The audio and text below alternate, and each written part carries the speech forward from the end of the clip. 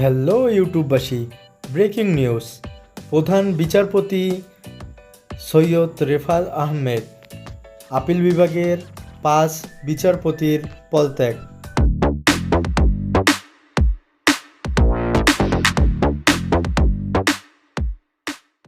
শনিবারের রাতে আইন, বিচার ও সংসদ বিষয়ক মন্ত্রণালয় থেকে এ সংক্রান্ত প্রজ্ঞাপন জারি করা হয়।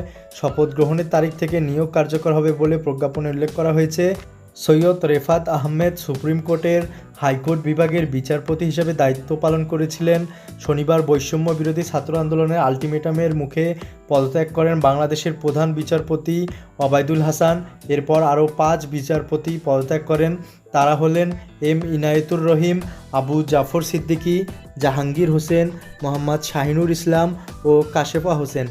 আইন, বিচার ও সংসদ বিষয়ক মন্ত্রণালয়ের জারি করা প্রজ্ঞাপনে জানানো হয়েছে, তারা রাষ্ট্রপতির কাছে পদত্যাগপত্র পাঠান এবং সেই পদত্যাগপত্র গৃহীত হয়েছে।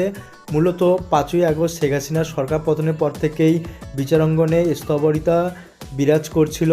প্রধান বিচারপতি সহ অন্যান্য বিচারপতিদের ফ্যাসিবাদের দোসর আখ্যা দিয়ে তাদের পদত্যাগ দাবি করে আসছিলেন বৈষম্য বিরোধী ছাত্র আন্দোলনের সমন্বয়করা।